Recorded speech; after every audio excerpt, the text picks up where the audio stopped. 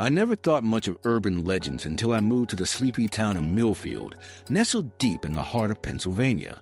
They whispered tales of the vanishing hitchhiker, a specter said to wander the desolate backroads after dark, waiting for unsuspecting travelers to pick her up. I dismiss it as just another local ghost story, a way to scare the children into staying home at night. But curiosity has a way of turning disbelief into dread.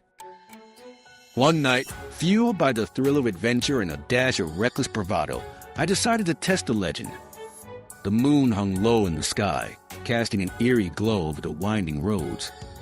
I rolled down my window, letting the cool night air wash over me as I drove aimlessly, a mix of excitement and unease churning in my stomach. That's when I spotted her, standing by the roadside, her pale dress flowing like mist around her feet. Against the backdrop of the dark woods, she was almost ethereal, her long hair cascading over her shoulders, obscuring her face. I slowed down, heart racing. She looked up, and for a brief moment our eyes met. There was an emptiness in her gaze, as if she were a shard of the night itself. I pulled over, my hand shaking as I unlocked the passenger door. "Where to?" I asked, my voice barely more than a whisper.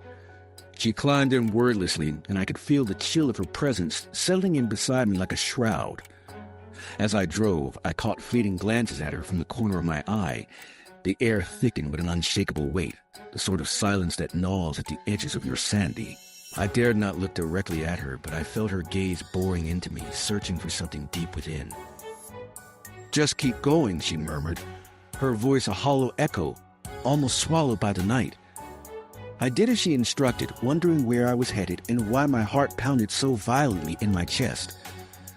I should have driven her to the town center or turned back home, but an inexplicable force compelled me onward. Suddenly, without warning, she pointed to a fork in the road, the left path dark and overgrown. "Turn there," she ordered, and I obeyed, unable to resist her command despite the dread pooling in my gut. The trees loomed closer, their gnarled branches clawing at the sky as if to ward off encroaching darkness.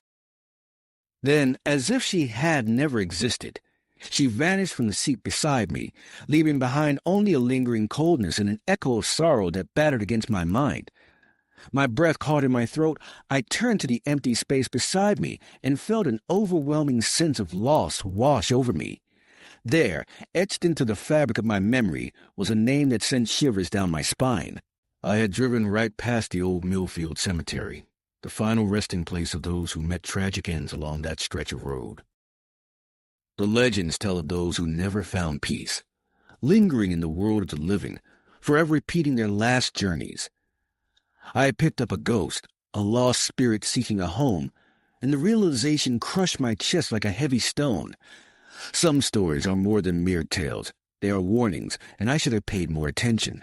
Now I find myself listening for the whisper of the wind and searching the shadows for that familiar presence, knowing I am forever intertwined with the legend of the vanishing hitchhiker.